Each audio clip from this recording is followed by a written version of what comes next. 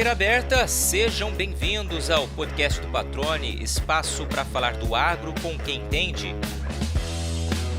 Hoje eu começo o episódio com uma pergunta. Quantas pessoas você conhece que se prepararam a vida inteira para exercer uma profissão escolhida ainda na infância? O nosso entrevistado é um desses exemplos. Ele é da quarta geração de uma família de criadores de suínos do oeste de Santa Catarina, estado referência na atividade. A paixão pela suinocultura veio no sangue, mas também decorre do orgulho de ajudar a escrever a história de constante evolução de um setor que se modernizou e transformou desafios em oportunidades. Continue aí, que o bate-papo já vai começar. Quando decidiu mudar-se para Mato Grosso há 2 décadas, o Itamar Canossa tinha certeza de que havia escolhido o lugar certo. Diferente dos inúmeros imigrantes que vieram para o Cerrado com foco na agricultura, ele enxergava a região com um olhar estratégico. A grande oferta de milho e farelo de soja, principais ingredientes da ração dada aos animais, tornava os custos com a alimentação do plantel bem menores que no sul do país, aumentando a viabilidade econômica do negócio. Nesse período, ampliou de 200 para 2.000 a quantidade de matrizes alojadas nas granjas em Sorriso e Vera, no médio norte do estado. Viu a suinocultura gerar empregos, derrubar mitos e superar obstáculos que, muitas vezes, colocam em xeque a rentabilidade do setor, mas não ameaçam o amor e a vocação que ele tem pela atividade. Itamar Canossa, meu amigo, que legal poder contar contigo aqui no podcast. Você vai dividir um pouco da tua história, uma história muito legal e vai representar, como você bem o faz, a suinocultura mato-grossense, né? Tem crescido, tem muitos desafios, mas evidentemente tem muita gente trabalhando para fazer essa atividade também virar história aqui em Mato Grosso, como a gente tem acompanhado constantemente. Primeiramente, obrigado por estar aqui, seja bem-vindo ao podcast do Patrone, tudo bem? Olá, Patrone. Nós que agradecemos a oportunidade de poder estarmos aqui conversando com vocês e quem nos ouve também. Legal, Itamar. Vamos começar contando um pouquinho da história, né, para as pessoas que ainda não conhecem o Itamar Canossa. É mais um sulista que veio para Mato Grosso, né? Não veio para produzir soja e tem na veia ali a suinocultura. Conta um pouquinho das tuas origens, Itamar. Patrone, a minha vida inteira ela é exclusiva dedicada à suinocultura como fonte de renda, como nosso trabalho em si de família também, herdado de pai, de avô, de bisavô. Então são gerações que trabalharam sempre em cima da suinocultura, como renda familiar e única, na maioria das vezes, né? Aí, antigamente, Luiz, você fazia um pouco de tudo no sul, você plantava milho. Quem é sulista sabe como é que era alguns anos atrás, né?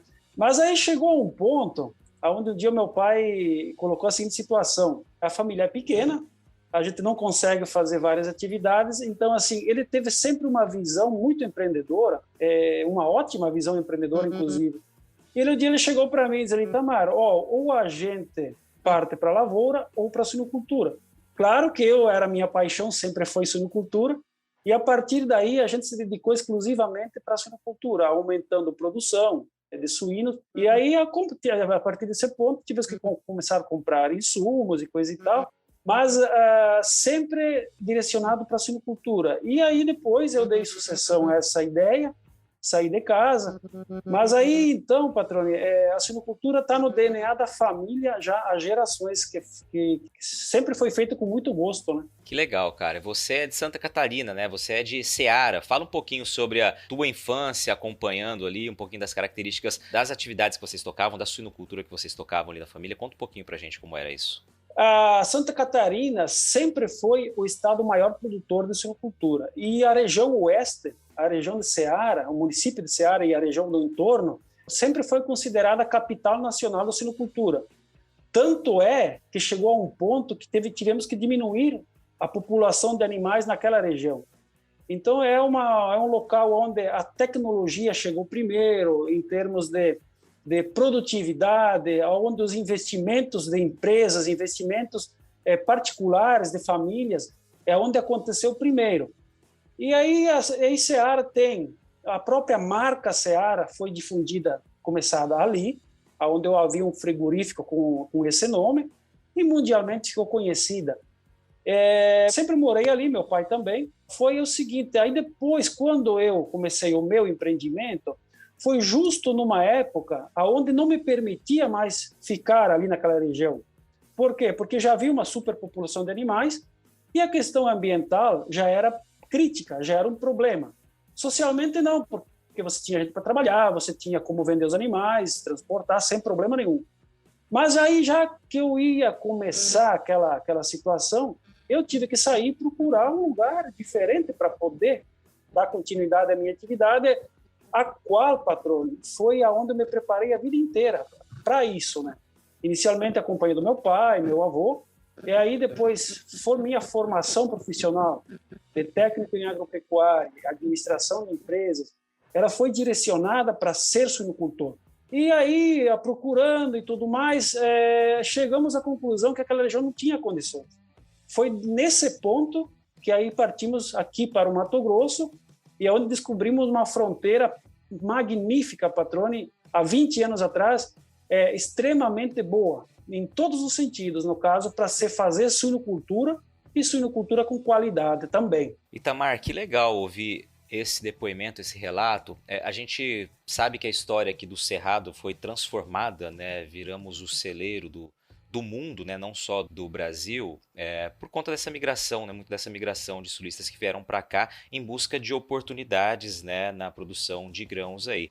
E você também fez a sua migração para cá, porém por um outro motivo, né? Você disse, você se preparou a vida inteira para dar sequência a uma atividade que atravessa gerações na sua família, né? Você disse desde o seu bisavô, e acabou buscando a oportunidade em outras áreas, justamente porque o município onde você e sua família, né, se criaram na atividade já estava no limite, né? Ou seja, não comportava, como você disse, novos empreendimentos, era preciso avançar, né, fronteiras para realmente conseguir escrever uma história, e você não veio para cá e partiu para outra atividade, ou seja, você manteve ali aquela paixão e aquela vocação, como você disse, que se preparou para ser suinocultor. Isso é muito legal de ouvir, cara. Patrone, eu vou dar alguns exemplos de como eram as situações numa forma paralela, né?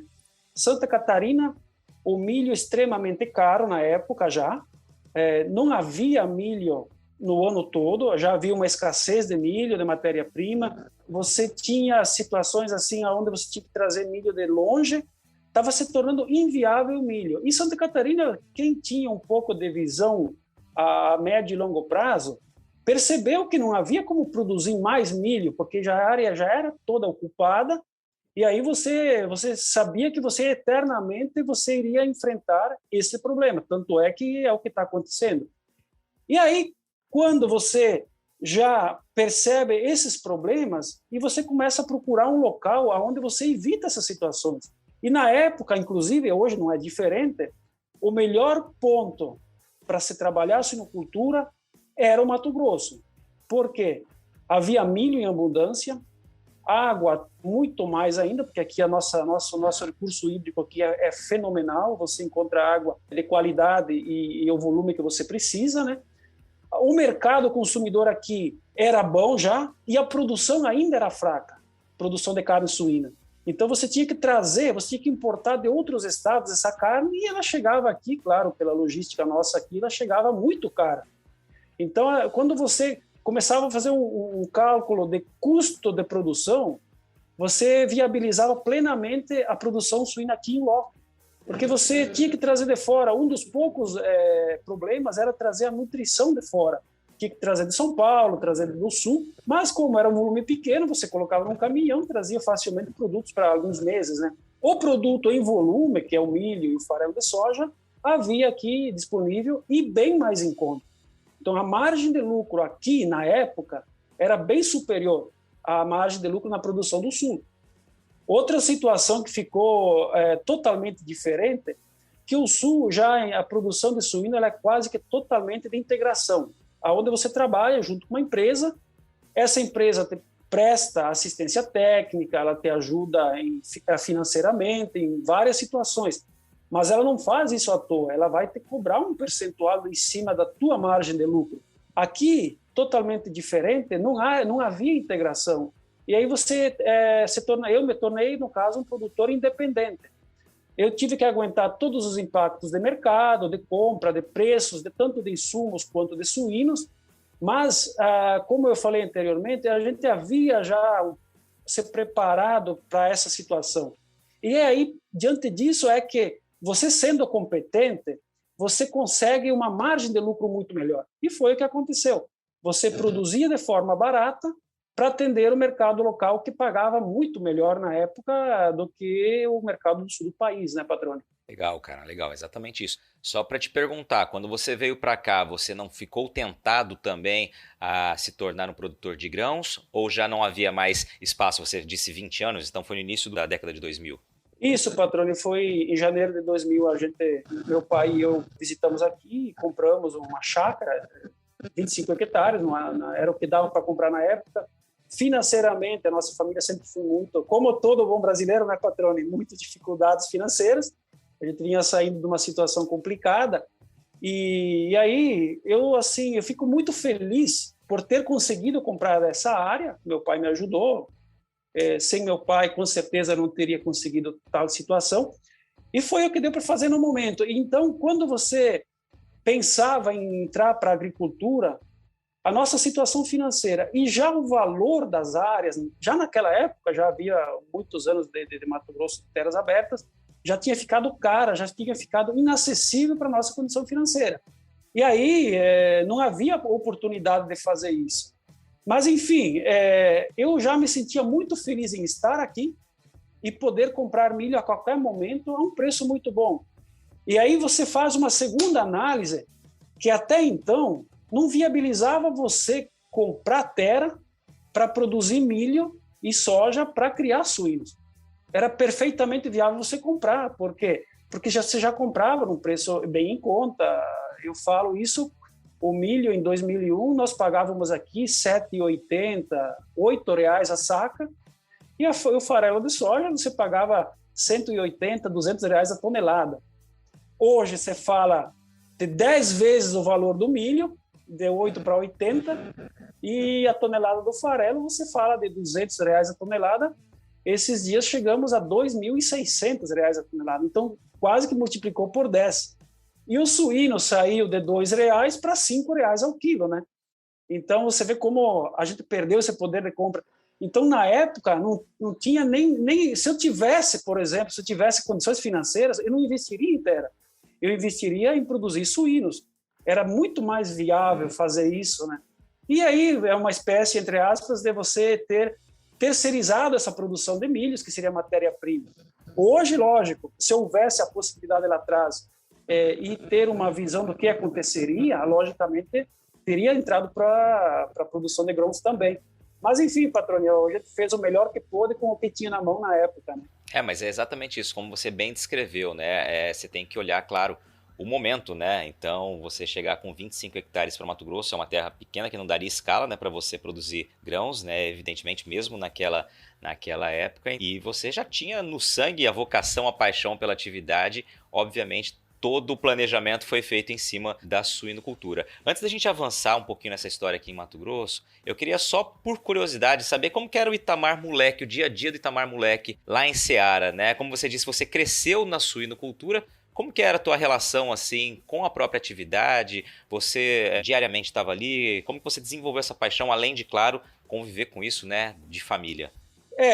Como foi desde o início, de geração a geração, a gente cresceu junto com o pai, com a mãe, dentro dos barracões, enquanto o pai tratava ainda naquela forma de balde, medindo copo por animal, a mãe levantava de manhã cedo, tirava leite, e depois ia para os chiqueiros também. Na época não se falava pocilga, você falava chiqueirões de porco, né? Então, a gente desde bebê, aí íamos juntos, éramos carregados em balaio de palha, botado num canto, enquanto o pai ali fazia coisa e tal, e a gente estava ali chorando, enfim, esperneando, como toda criança faz. Mas aí você vem crescendo, e aí a partir dos 5, 6 anos, você já começa a levar uma ferramenta, você começa a ajudar a segurar uma tampa para o pai tocar um animal para cá e para lá, e aí você vai pegando gosto, você cuidava a forma como naturalmente o teu pai agia, medicar animais, fazer partos. E aí eu sempre digo, e sempre é assim, claro, o maior professor, maior e melhor professor é o pai ou a mãe, no caso os dois, é onde a gente aprendeu a fazer isso.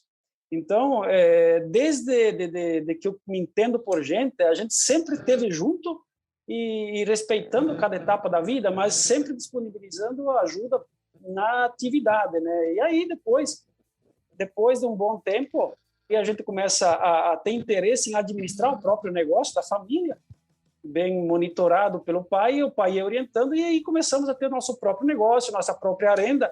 Então, assim, quando o meu pai ele me deu alguns animais para mim criar, e aí eu criei esses animais, lógico, com todo amor, é aquela intenção de atiçar a visão financeira. E aí você vendeu esses primeiros animais, aí você achou que ia ter todo o dinheiro do mundo, aí você entendeu que tinha um custo para produzir, que sobraria menos dinheiro, já vem o impacto daquela orientação financeira. Então, aí você começa a criar essa visão e entender como funciona. E aí você cria aquela vontade de produzir mais para você sobrar mais, produzir em escala. Então, assim, a família, com certeza, é o melhor ambiente para você ser bem educado também, mas bem orientado profissionalmente, que graças a Deus eu tinha uma família estruturada e que soube me orientar. Devo eles o que a gente faz, a minha vida, devo agradecimentos a ele a qualquer momento, por toda a vida, né, patrão? Bacana, cara. Eu gosto de perguntar um pouco de entender, né, conhecer a história e inclusive a partir da infância, adolescência, porque a gente sabe que essa presença constante no campo, né, na atividade, entendendo desde pequeno como é que funciona, né, estando junto com a família, ao lado do pai, ao lado da mãe, isso é o que acaba nutrindo de fato uma paixão em dar sequência ao negócio, em fazer aquela expectativa, né, colocar em prática a expectativa da sucessão familiar, né? Eu vejo vários exemplos assim de agricultores, de pecuaristas que estão lá com os filhos, sempre observando o dia a dia, e isso naturalmente acaba desenvolvendo essa paixão e aí não tornando a sucessão um problema, como a gente sabe que é uma questão aí que coloca em pauta, em preocupação muita gente. Por isso que eu fiz questão de trazer essa menção aqui da tua história.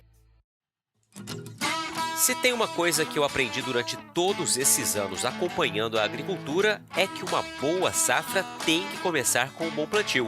E para isso, a escolha de uma semente de qualidade é fundamental.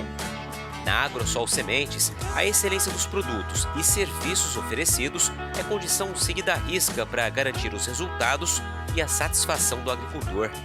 A empresa mato-grossense atua com multiplicação de sementes de soja há mais de 20 anos, uma história estabelecida sobre o tripé qualidade, credibilidade e inovação. Com produção de sementes 100% licenciada em parceria com as principais obtentoras de cultivares de soja, a Agrosol Sementes garante um portfólio abrangente e com as melhores opções para todo o estado. E para você que já está planejando a próxima safra, olha só a campanha que está rolando este mês. Comprar sementes de soja e milho com a Agrosol em novembro pode te levar para a França no ano que vem. É a Black November Agrosol, um mês de vantagens para a safra inteira.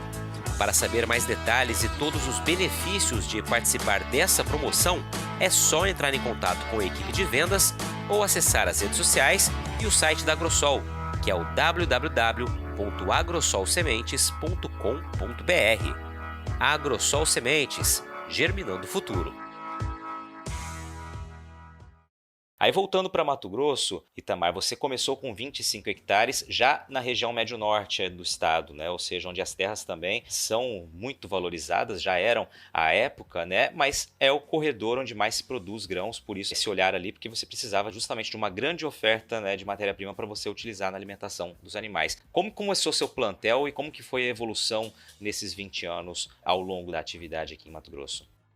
Foi, como eu falei anteriormente, em janeiro de 2001, onde começamos a atividade aqui. O meu pai comprou a área e me cedeu 200 matrizes, ainda pequenas, e alguns machos, né? Começando inclusive com monta natural, nem inseminação artificial usava, então, naquele momento, né? E a partir daí eu comecei a andar com minhas próprias pernas, né? Então, meu pai continuou morando no sul, eu comecei a construir os barracões necessários para se fazer essa atividade, sempre com a ajuda financeira inicialmente da família. A partir do momento onde comecei a vender os primeiros animais, aí sim, aí financeiramente eu tive que andar com minhas próprias pernas, aprender a exercer a profissão, a função sozinho. E aí bate, patrone, quem já saiu de casa sabe do que eu estou falando. Chega uma hora que você não tem uma pessoa no lado como tinha antes para pedir opinião. Você tem que tomar as decisões sozinho, arcar com as consequências, e aquele momento foi assim para mim. Então bate aquela insegurança. Mas aí a gente vem relembrando princípios que a gente levou de casa, a forma de trabalhar, o conhecimento que a gente levou da escola, enfim, na formação técnica também, e aí foi ampliando. E eu tinha por mim, a forma de atuar era a seguinte: na fase boa, porque o suíno sempre foi assim, ter fases boas financeiramente e fases ruins, e essa é a suinocultura, sempre foi assim e sempre vai ser. Qualquer situação de crise, ela reflete diretamente no suíno. Na fase boa, você acabava acumulando recurso, e na fase ruim, quando o preço do milho, por exemplo, às vezes caía, ou o suíno caía, você conseguia repor o plantel ou aumentar o plantel de forma barata, de forma mais em conta. E aí você acaba adotando uma teoria que é a seguinte: investir na época ruim e tirar os frutos na época boa. Isso sempre funcionou na suinocultura. Então, dessa forma, foi feito 3 ampliações, passando de 200 para 600, 600 para 1.000 matrizes, aí depois de 1.000 para 2.000 matrizes.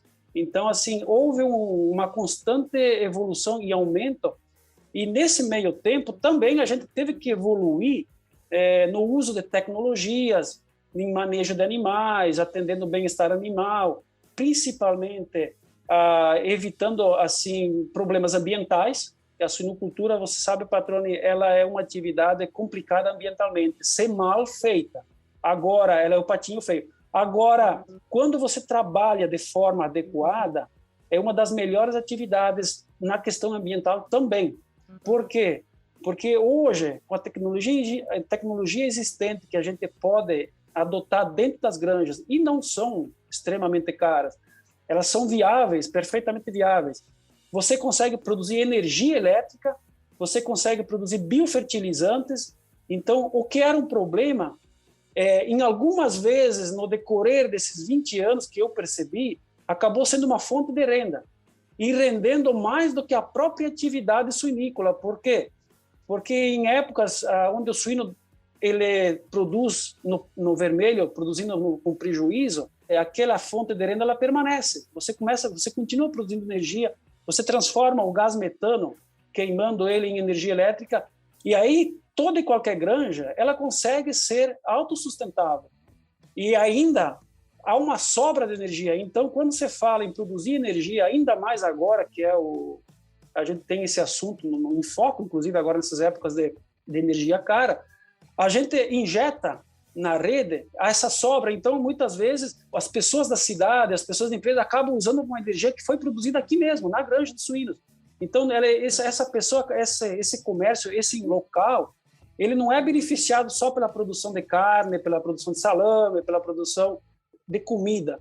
Ele acaba sendo beneficiado também por esse benefício que é a energia elétrica. Biofertilizantes, você acaba consumindo menos, comprando menos, você esgota jazidas de fosfato, de nitrogênio, você acaba reduzindo esse consumo na compra, você acaba usando o teu próprio nutriente. É até uma situação onde você diminui o custo na produção da lavoura. Então, são situações onde a suinocultura ela teve uma evolução rápida e benéfica, porque o que era problema acabou se tornando solução, tanto ambiental quanto social, porque ela gera muito emprego, patrão. Quando você bota uma matriz, você precisa de uma pessoa para cuidar. Você precisa mais 3 pessoas para transformar essa matriz, os filhotes, ou os animais dessa matriz, transformar em carne, em salame, em linguiça. E aí você precisa mais uma pessoa no mercado para vender. Você precisa mais alguém para transportar esse animal, para transportar esse produto. Então, um único animal gera, no mínimo, 10 empregos, um direto e mais 10 indiretos, né?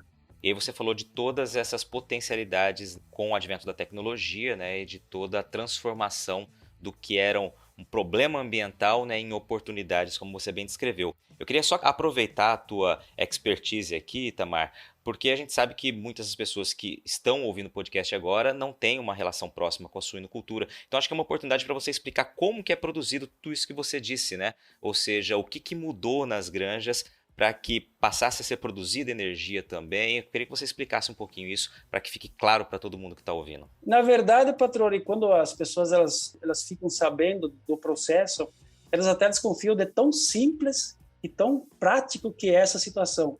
Então, não foi reinventado ou inventada a roda. Foi apenas adequado a algumas situações. E é simples de se entender, Patrone. Você tem o dejeto do suíno, você canaliza ele para dentro de um biodigestor. Esse biodigestor nada mais é que um espaço confinado, sem a presença de oxigênio. Então, você dimensiona esse espaço para armazenar para 28 dias, pelo menos, esse dejeto suíno que ele fique ali. É o tempo necessário para a fermentação, e essa fermentação ela gera o gás metano e outros gases em menor quantidade. Enfim, 90% daquele gás é metano. E o metano ele é extremamente inflamável, né? É idêntico ao gás de cozinha, em termos de até um pouquinho menos, enfim, a combustão do metano. E aí, esse metano, você tem inúmeras utilidades. Você pode canalizar ele para o fogão a gás da cozinha, você pode usar ele para cozinhar o próprio alimento. Existem hoje já, há mais de 10 anos, já existem tratores funcionando a gás metano. Há pouco tempo, vimos uma situação onde uma empresa começou a introduzir isso na frota de caminhões, o gás metano. E o que é mais corriqueiro hoje no dia a dia aqui é você transformar em energia. Como é que funciona isso? Já existem empresas que fabricam motores. Na verdade, não é que fabricam, eles apenas adequam. É um motor normal, a diesel. Você instala alguns equipamentos acessórios, válvula para você ter um controle de fluxo. Você tem um dimensionamento, talvez, de camisas, de pistões aí. E você faz essa queima como combustível, como se fosse diesel, gasolina, qualquer situação. E a partir daí, o motor, o gerador, os quadros de comando, a ligação com a energia é idêntica a qualquer outra situação. Mas, basicamente, você fermenta o dejeto, o gás metano você queima como combustível para fazer funcionar o motor. E você tem um segundo item, que é o biofertilizante, que você acaba usando ele na adubação com inúmeras situações que você queira usar, diminuindo bruscamente o poder de contaminação. Porque quando você, olha só um exemplo, quando você pega esse dejeto não fermentado, você direciona para a lavoura, esse gás ainda está no dejeto, ele acaba queimando a plantação. E é esse que é o problema. Aí, quando você trata dentro de um biodigestor, você transforma isso só como um biofertilizante. Os macrominerais, microminerais, todos ainda presentes, só que eles acabam sendo trabalhados para serem disponibilizados pela planta de uma forma mais rápida. Só há benefícios tratados no biodigestor. Essa que é a verdade. É bem isso mesmo, Itamar. E aí você falando me recordou ali por volta de 2006, 2007, eu ainda morava em Mato Grosso do Sul, e lá em Mato Grosso do Sul, um dos polos da suinocultura no estado é o município de São Gabriel do Oeste. E à época, né, 2006, 2007, muitas granjas começaram a instalar os biodigestores ali, né, e foi uma febre realmente, né, o pessoal correndo para adequar as granjas a essa tecnologia, justamente por todos esses benefícios que você mencionou aqui, né, algo realmente muito simples, como conceitualmente você explicou, mas que gera resultados aí muito expressivos para as granjas, né, diminuindo principalmente custo, a pressão ambiental, os impactos ambientais ali que os dejetos, né, eram realmente uma dor de cabeça, como você descreveu anteriormente, e gerando todos esses benefícios que você descreveu aqui. E eu me lembro, inclusive, que naquela época havia uma expectativa muito grande com relação aos créditos de carbono, né, a comercialização desses créditos de carbono que eram gerados ali por esses biodigestores, né, algo que acabou não avançando, né, como se esperava. Depois do Tratado de Kyoto, houve a possibilidade de comercializar créditos carbono, né? Então, quem tivesse sobrando poderia vender, e aí seria uma fonte de renda. Enfim, não teve sucesso essa ideia. Quando não há viabilidade financeira, dificilmente uma ideia, por mais positiva que ela seja, ela necessita de viabilidade econômica para continuar. Então, não houve interesse dos países desenvolvidos em comprar esse crédito. Então, acabou desmotivando, porque Havia investimentos na época, quando há uma novidade, essa novidade sempre ela é cara, quase que inviável quando começa a ser uma situação. Depois, em escala de produção, logicamente, qualquer situação se viabiliza, que é o momento. Mas até então, era muito caro você instalar um sistema de tratamento desse que gerasse esse crédito carbono. Então, você queimava esse metano num flare, que é um queimador, basicamente, transformando em gás carbônico. Então, você diminuiria 21 vezes o poder de contaminação, que é a relação metano-gás carbônico, e você vendia por esse crédito. Havia uma medição e você disponibilizava no mercado, mas não havia interesse. Então, perdeu-se interesse em investir por essa situação.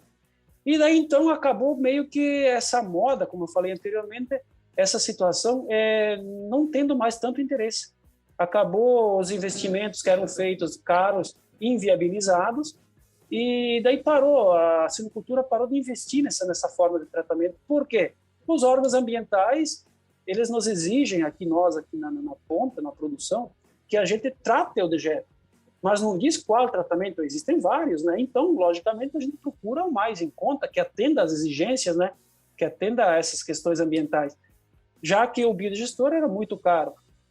Hoje, como houve um redirecionamento na função do metano, aí se viabilizou de novo, e aí agora o custo de implantação ficou muitas vezes mais em conta, porque há mais empresas que produzem esse equipamento, simplificou-se muito a forma de se construir esse equipamento com outros materiais mais descartáveis, mais baratos, mais rápidos de ser construído, inclusive, de forma a hoje, em 2 dias, você consegue implantar um sistema desse dentro de uma granja.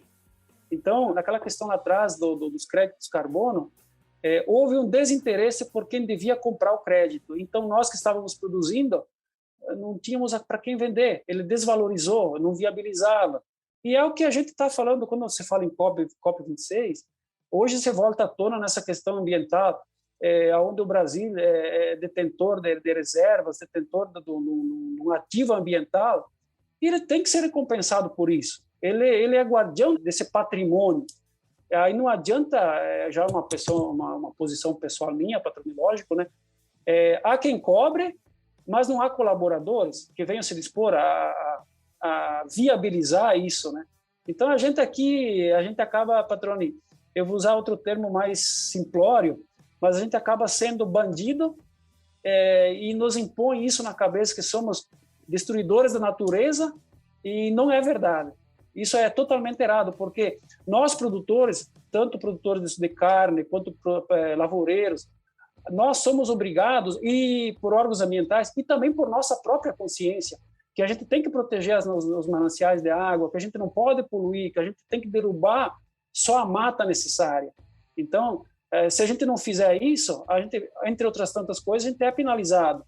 Então, são situações onde você tem que atender, para funcionar um sistema, você tem que atender questões sociais, ambientais, mas também econômicas, que é onde dá a sustentação dos projetos em si, né? Pois é, e esse assunto, né, o mercado de crédito de carbono teve destaque na COP26, agora, né, terminada recentemente. Você acredita que esse é um assunto que ainda gere interesse, né, ou desperte expectativa entre os suinocultores?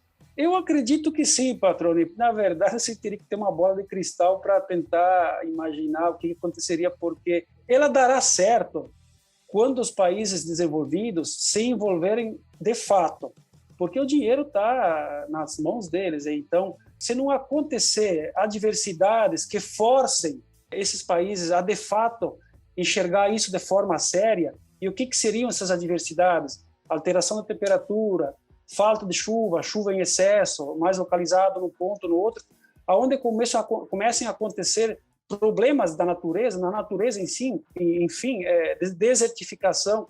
Quando começa a doer, eu vou usar esse termo, doer no bolso dessas pessoas, terem problemas sociais e de convívio da humanidade, aí sim eles vão sentir que vão ter que investir. Mas eu espero que muito antes disso eles possam enxergar e que eles não se coloquem na seguinte situação: eu espero que o outro tome iniciativa, depois eu tomo.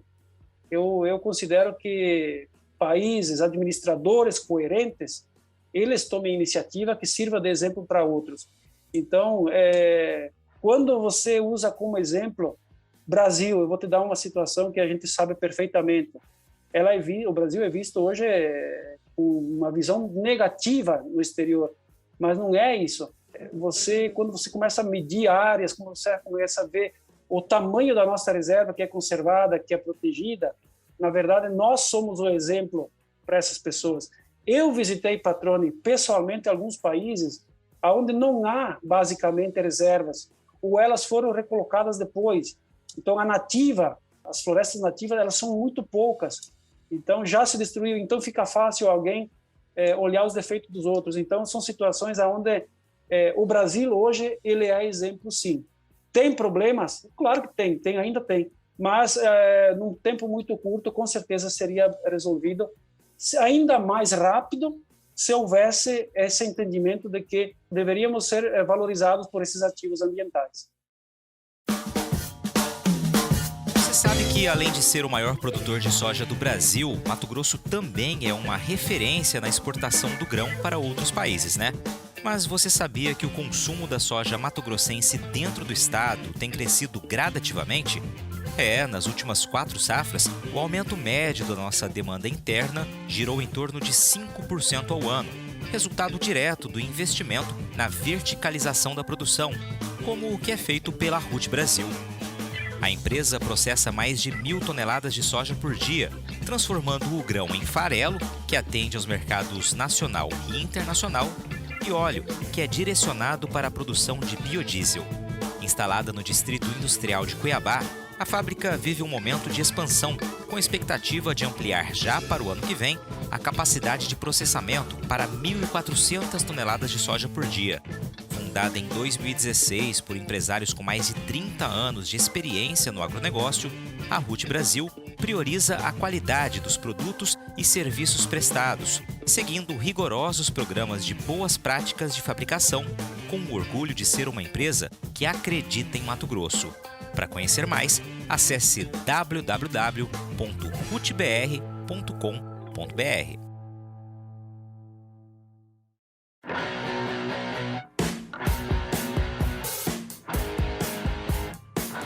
Você está ouvindo o podcast do Patrone, agroinformação com quem entende.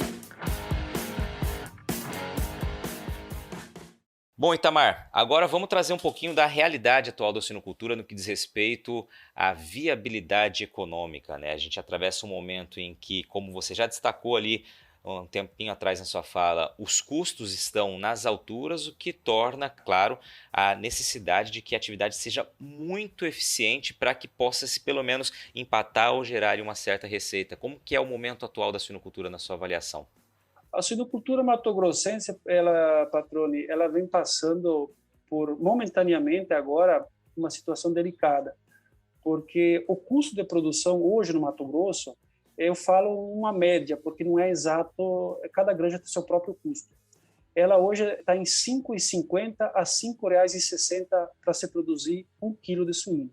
E esse mês nós trabalhamos em R$ 5,20, R$ 5,17. Então, passamos um mês de prejuízo e ele vem se alternando, meses sobrando, meses faltando. É aquela situação do custo do milho, para comprar o milho, para comprar o farelo. Então, o mercado começou, vamos usar o termo bagunçar, depois que começaram a produzir etanol de milho. Então, a demanda de milho, para quem produzia 30, 33 milhões de toneladas por ano, você usar 1/3 desse milho, enfim, para transformar em etanol, você acabou esgotando tudo e qualquer estoque do Estado.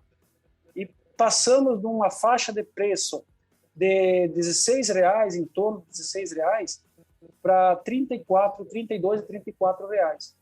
Então, quando entrou a produção de etanol de milho, o milho no Mato Grosso, numa média, ele dobrou de preço. O farelo acabou subindo, a soja acabou subindo, por quê?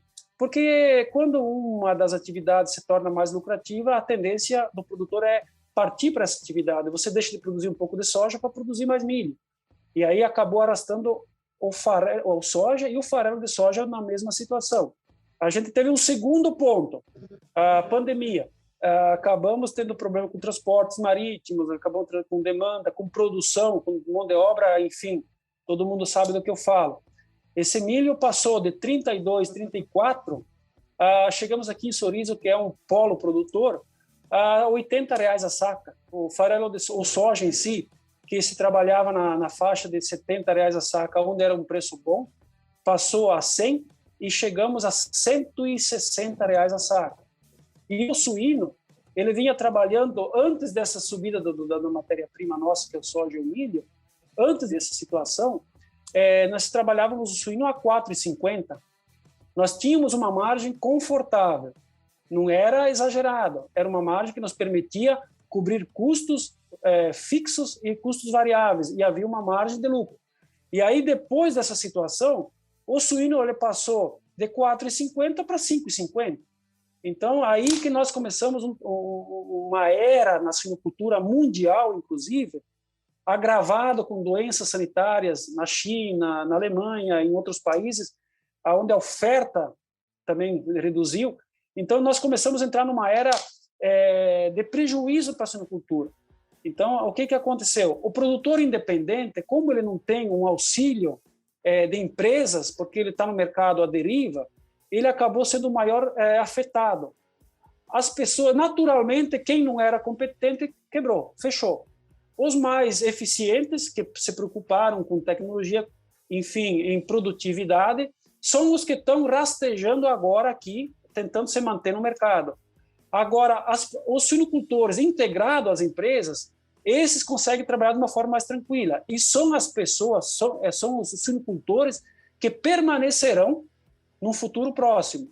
Essa que é a tendência, é você trabalhar em parceria. E aí o independente, ele acaba tendo essa visão, e aí ele acaba criando cooperativas, ele acaba criando, trabalhando mais próximo das associações, onde a associação, no caso, nossa aqui do Mato Grosso, a Crismate, ela acaba também auxiliando, tentando balizar preços, tentando fomentar centrais de negócio. Então, é evolução, não podemos também criticar, porque é uma evolução natural de toda a cadeia, não só a suinocultura. As margens caem e você tem que se melhorar em produtividade para você conseguir manter, e a suinocultura não é diferente. O que nós acreditamos na atividade é agora esperar que o setor de lavoura, do milho, da soja, algodão, feijão, ele vá se reequilibrar novamente, porque a carne se reequilibrou o ano passado. Houve um excesso de demanda, subiu e voltou. Aí, os cereais, no caso, foi a vez deles terem esse impacto nos preços, nas demandas, e aí o preço disparou. Agora, esse ano, a gente sabe que o custo do lavoureiro também disparou. Então, há uma linha onde a gente já viu por outros anos, natural também. Há uma margem inicial de lucro muito boa, aí o custo dessa lavoura vai subir junto, no ano seguinte esse custo vai permanecer, e aí o valor do milho, do soja, a gente acredita que vai recuar um pouco. E aí essa readequação vai ser aonde a suinocultura vai voltar a ser viável, e a lavoura, claro, vai passar o ano, talvez um ano ou dois mais complicado, mas também, logo, sempre depois de uma crise, há uma readequação dos mercados e tudo volta ao normal. São situações que a gente não tem controle. Como controlar isso? É o mercado que faz isso, é independente, e não é a primeira vez que isso acontece também, né, patrão? Exatamente. E você citou a Crismate, né? Você é presidente da Crismate, está no segundo mandato, na segunda gestão, e vocês têm trabalhado muito já há algum tempo, já o entrevistei várias vezes quanto a isso, né? Trazendo alertas, né, para os produtores, justamente para olhar os custos de produção, olhar a atividade, buscar, na medida do possível, ter um planejamento que antecipe situações como essa, na medida do possível, volto a frisar. E um dos pontos que você já destacou algumas vezes, Itamar, eu queria trazer para cá também, é, de fato, a compra do milho, né? A atividade durante muitos anos pela característica da oferta abundante de milho aqui em Mato Grosso, era aquela história do suinocultor, ou muitos suinocultores comprarem ali no momento que precisava do milho apenas, né? E vocês por várias vezes falaram em buscar maneiras de comprar com antecedência, se estruturar, a estocar esse milho. Como que você vê esse movimento hoje? É uma alternativa de fato para tentar, na medida do possível, driblar situações como essa ou amenizar os impactos de uma elevação tão grande de preço e uma disputa tão grande pela matéria-prima? A forma como nós trabalhamos nessa aquisição do insumo, no caso o milho, ela também evoluiu de uma forma muito drástica. Como você bem falou, há alguns anos atrás, comprávamos milho mês a mês, dia a dia, conforme a necessidade. E aí, na entre-safra, começou a ter uma mudança na seguinte: quando você colhia o milho safrinha, o preço estava bom. E na entre-safra, ele acabava subindo. Então, o que o pessoal começou a fazer? Comprar e estocar. Mudou aquela forma de agir, de comprar mês a mês. Passamos a agir da seguinte forma: compra numa época do ano, você estoca para o resto do ano, onde você tem um preço mais tranquilo. Hoje, essa forma já não funciona mais. Por quê? Porque o milho ele sofreu uma demanda muito forte e ele não tem aquelas oscilações tão fortes como acontecia há poucos anos atrás. Hoje não adianta mais você comprar na safra para querer estocar para o ano inteiro. A forma como nós trabalhamos hoje basicamente em contratos futuros. Quem tem uma visão um pouco mais apurada, ele vai agir dessa forma, porque ele vai ter uma previsão de preço para o ano que vem, para daqui a 2 anos, e ele vai acabar comprando por pequenos lotes para fazer um preço médio. Por exemplo, o que está acontecendo é o seguinte: hoje você compra milhos para daqui 2 anos, daqui 3 anos. Na verdade, na forma de contrato, né? Tentamos fazer por leilão via Conab, nós aqui do Mato Grosso tentamos implantar uma forma de leilão, não deu certo, porque justo pela demanda do cereal, não houve interessados em vender. O produtor de milho sabia que se ele estocasse o milho, ele conseguiria dia a dia um preço maior. E aí partiu-se meio que involuntariamente, tanto de nossa parte como comprador, tanto como vendedor, o mercado definiu que, como havia demanda, eles não tinham interesse em vender. Então, nós entendemos que, através de armazéns gerais, através de empresas, você fazer contratos com o produtor, ou também diretamente com o produtor. Então, eu chego no produtor de milho, faço um contrato do ano que vem, estipulamos um preço, já há uma previsão aproximada do preço. Esse produtor de milho, ele já tem o custo de produção, ele já sabe o ano que vem qual será o custo, daqui 2 anos, né? E aí ele tem como fazer, estipular em cima do custo uma margem de lucro e fixar um preço. E nós, como compradores, quando você faz isso, você não fica à deriva, você não fica à mercê de um preço futuro, esperando lá o que vai acontecer. Você já tem garantido, o teu custo, que é variável, acaba se tornando um custo fixo, né? Então, a forma de se trabalhar, ela evolui tão rápido quanto a produzir o suíno dentro da granja. A forma de vender o suíno, a forma de você comprar matéria-prima, ela é muito dinâmica. E aí quem acompanha é o produtor, não só no suinocultura, qualquer área. Quem consegue acompanhar, continua evoluindo. Quem não consegue acompanhar, com certeza passará muitas dificuldades, né? Perfeito. Agora deixa eu te perguntar, isso aí você consegue antecipar essa compra para a safra seguinte, né, como você disse, ou para mais adiante ainda, já com preços pré-estabelecidos, né, conforme o mercado, porém a venda da tua carne, a venda do teu produto, ele não acompanha, né, essa previsibilidade. Como é que fica essa relação? A gente sempre parte num ponto que é o seguinte: você consegue ter uma base, ter parâmetros futuros, no futuro próximo, ou talvez um pouco mais a longo prazo, quando você trabalha com commodities. E um produto ele passa a ser commodity quando você consegue exportar pelo menos 40% dele. Então, quando você tem uma ligação com o mundo acima desse percentual, então você começa a ter muito mais importância na interferência externa de outros países, e aí já há uma forma, há um mercado global onde ele consegue trabalhar esse balizamento.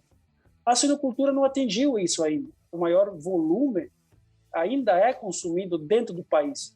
Isso nos traz alguns benefícios e, às vezes, não. Um dos benefícios disso é que você acaba, a partir do momento que você tem um travamento de exportação, ele afeta, mas não é tanto. Por quê? Porque você acaba colocando no mercado interno. Mas, em contrapartida, como a carne suína não é commodity, você vai depender do preço que vai acontecer dia a dia, como acontecia o milho lá atrás. Então, nós acreditamos, assim, Patrone, que em alguns anos a suinocultura brasileira ela tem condições, e hoje é um ambiente propício para isso, ela atingir um percentual de exportação onde ela se tornaria uma commodity. E aí sim nós teríamos mais uma certeza de preço, aí nós levantaríamos de manhã todo dia sabendo o preço que nós iríamos vender os animais daqui 30 dias e já temos o custo de produção já estabelecido. Então, você trabalha de uma forma mais segura.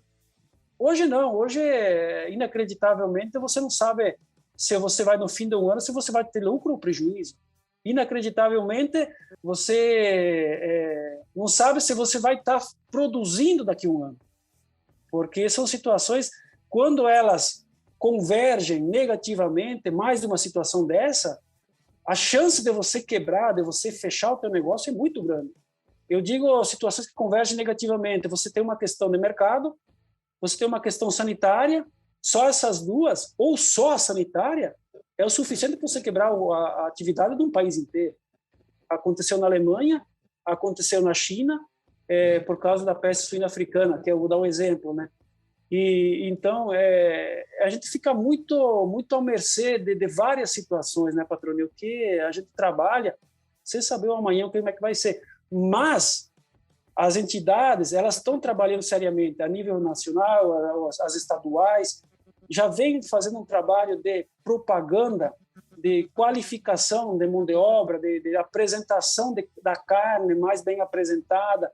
Você trabalha a qualidade, você trabalha imagens do setor de forma internacional, diante dos compradores.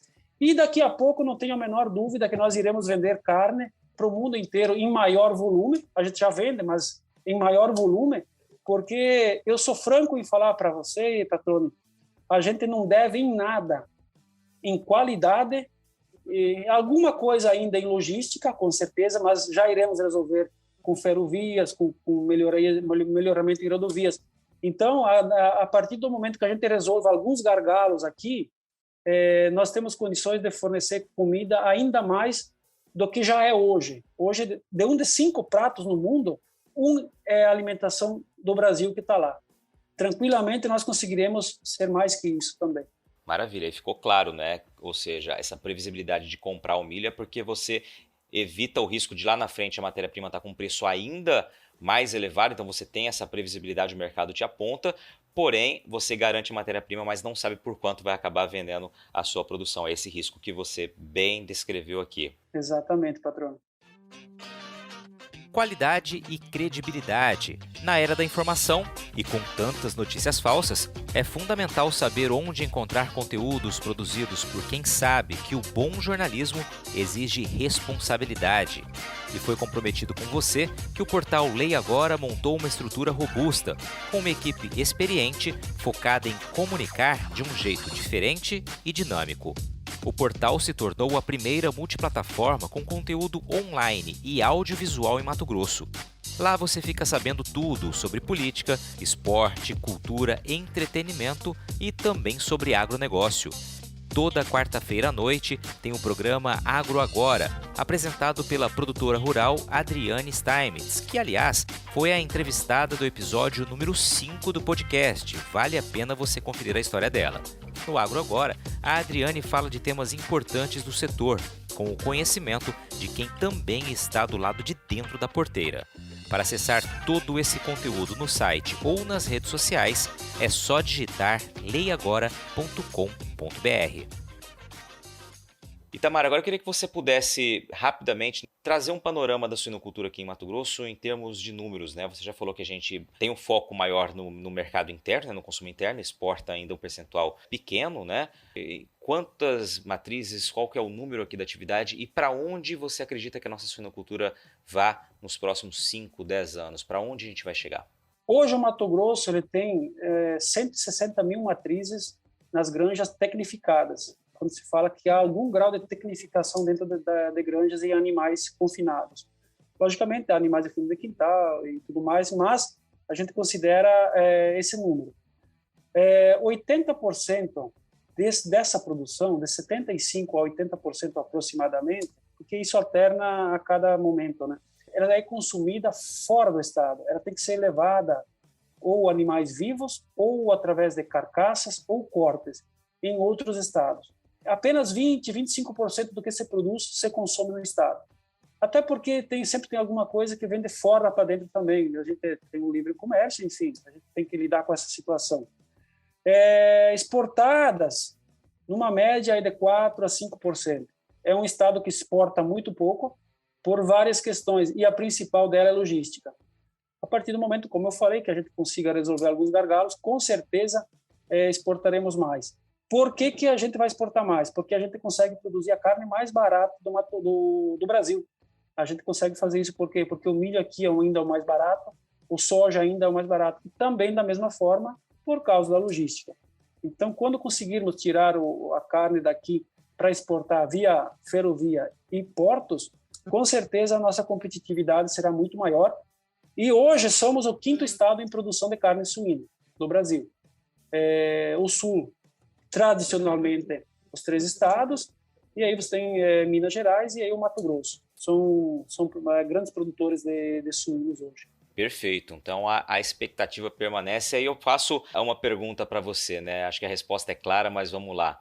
A gente sabe dos desafios atuais, mas você narrou já um período de muita prosperidade, de muita evolução nesses 20 anos, né? Qual o saldo dessa tua história aqui, da tua troca de Santa Catarina para o Mato Grosso? Como é que você avalia esses 20 anos de Mato Grosso, essa mudança lá do sul para cá? Bom, eu posso, sem sombra de dúvida, avaliar extremamente positiva. Como eu comentei anteriormente, por várias situações. E dentre elas, a questão de viabilidade econômica é a principal delas. Como eu falei, toda atividade, se ela não for viável econômica, não progride, não avança. E a suinocultura aqui, ela ainda é viável, apesar dessa turbulência que a gente vê no mercado. Ela vai se acomodar novamente, ela vai voltar a ser viável, e o Mato Grosso, com certeza, vai investir muito mais ainda. Legal, Itamar, eu agradeço a tua participação aqui, cara, foi um bate-papo muito bacana, você trouxe vários pontos de observação da realidade da suinocultura, né, esclarecendo para muita gente qual é o perfil da atividade, quanto avançamos, né, e para onde podemos ir, e claro, terminou aqui trazendo um pouquinho do desafio da atividade nesse momento, que é complicado, né, para vários setores do agronegócio. Obrigado pela tua participação, muito bacana receber e ouvir tua história. Patrone, nós aqui, suinocultores, eu falo muitas vezes até, a gente já pega por hábito falar em nome de quem a gente representa, mas agradecemos a oportunidade de a gente se expressar através da mídia, da imprensa, do podcast, com você, Patrone, uma pessoa muito comunicativa e consegue transmitir o que a gente sente e o que a gente passa aqui. E é sempre um prazer e uma satisfação poder estar conversando com você aí, patrão. E aí, gostou do bate-papo? Então dá aquela força e compartilha essa entrevista com os seus contatos. E olha, aproveita para mandar aquele feedback dizendo o que você está achando do podcast do Patrone. Pode criticar, elogiar, sugerir temas e pessoas para dividir boas histórias aqui nos próximos episódios. É só enviar uma mensagem lá no Instagram para @LuizPatrone que a gente troca uma ideia, viu? Então, gente, sucesso da porteira para dentro, força e fé da porteira para fora e vamos que vamos! Você ouviu o podcast do Patrone, agroinformação com quem entende.